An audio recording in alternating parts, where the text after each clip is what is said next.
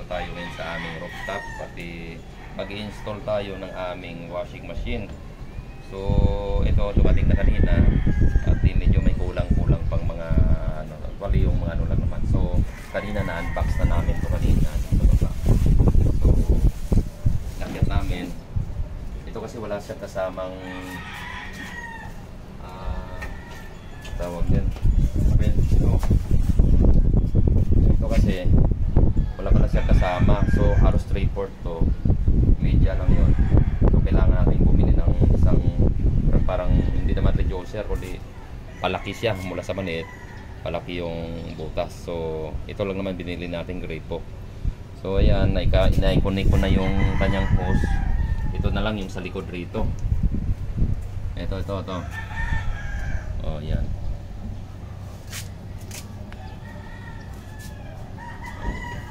Tapos lalagyan lang natin to, kakabit natin to. Ito di naman kailangan to na ano na merong teflon. Kasi meron na siyang goma, pinaka gasket niya rito. Ayan oh. May goma na siya so pwede na siyang walang teflon. Yung isa lang, yung ito lang yung nakakonect dun sa main line. So ngayon, ito guys, meron tayong bagong washing machine, 10 kilos to guys. Ito siya, model NAF 10x1 active foam system. Ayan daw. Okay, so ano na to, naka digital lang na to, diba? Oo, dinemo na to partner ng ano, aking mister ng magtitinda doon sa. So ito may instruction naman kung paano ikabit. So AC lang naman, madali lang naman siya. At saka ito guys pala yung washing na to, inverter na to. Okay. Yan guys, ito. Inverter na siya. Yan. Di ba? Inverter na. So, tip yan guys, galing sa Meralco. Yun, bazooka, water bazooka. So buksan natin guys, pakita namin sa inyo kanyang tsura. Yung isa kasi naming washing machine, almost 14 years din yun, no? Oo, media naman yung media yan, matibay yun. So ito, anong purpose nito partner ito? Ito yan, leveling to eh. Ibig sabihin, kailangan mabigat kasi ito pag may nagwa-washing to, kailangan hindi siya, kailangan bantay. So may kasama siyang leveling ano siya, chorba, ganun. Ayan oh, kailangan, 'di ba nakikita mo gumagalaw-galaw. Oo, ibig sabihin, kailangan sentrong-sentro yung bilog na yun doon.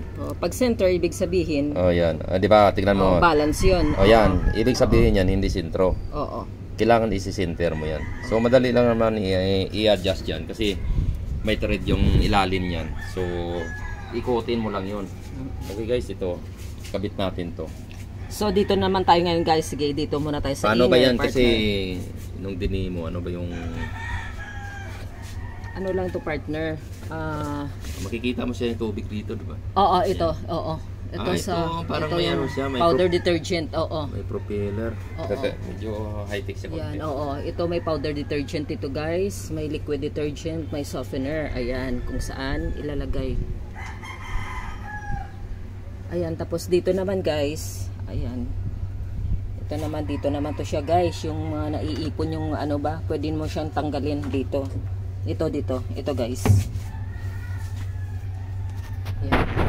Pagkatapos maglaba yung mga dumi. Hindi tanggal yan eh. Kung gusto mong linisin. Yan o.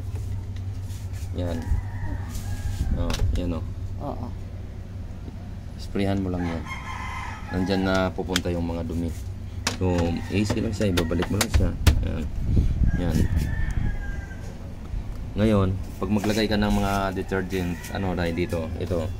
Ayan o. Yan. Ito. Yan. Diyan mo ilagay yan. So, higpitan ko muna ang aking gripo. Yan, ito guys, yung mga caution niya. Ito yung full. Dati yung isang washing machine namin ay 6 kilos. So medyo madami yung mga labahan na at saka bumibigat na. Medyo lumaki-laki na ngayon yung pinalit namin. Tapos yung dito guys sa legs niya, pwede pa siya mapataasan to. Yan, pwede ma-extend yung legs. Pataasan.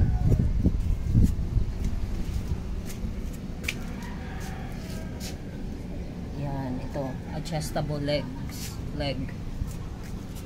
So, ayan. Hose niya.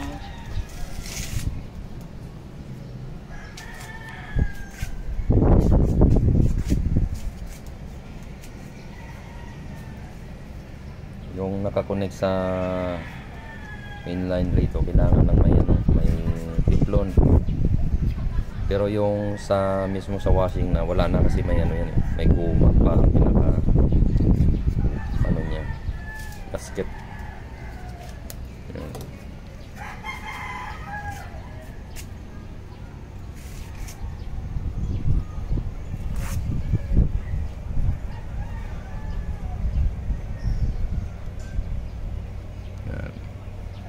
Dimedya lang kaya yung tubo natin, so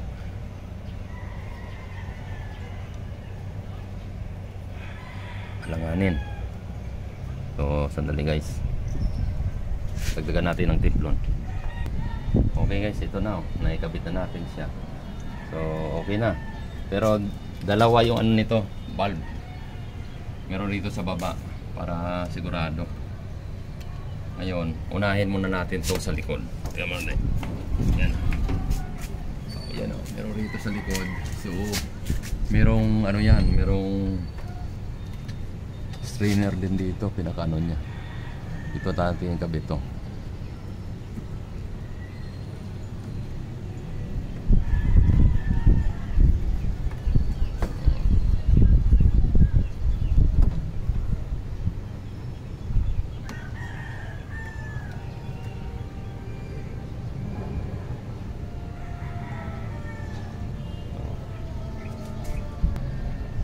Ito, hindi na natin lagyan ng teflon to kasi meron ng gumay.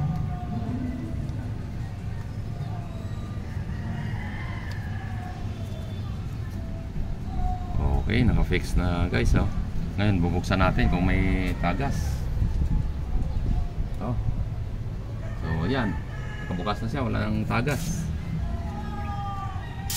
O, yun. Yun. Yung ginalaw ko, umano siya. Pero okay na siya. Ayan, patayin natin. Okay guys, ready na to. Kailangan may adapter siya. Okay. Yan guys, kumpleto na. Okay, salamat. Panood. Bye-bye. Bye for now guys. Thank you so much for supporting to our channel, JGB2.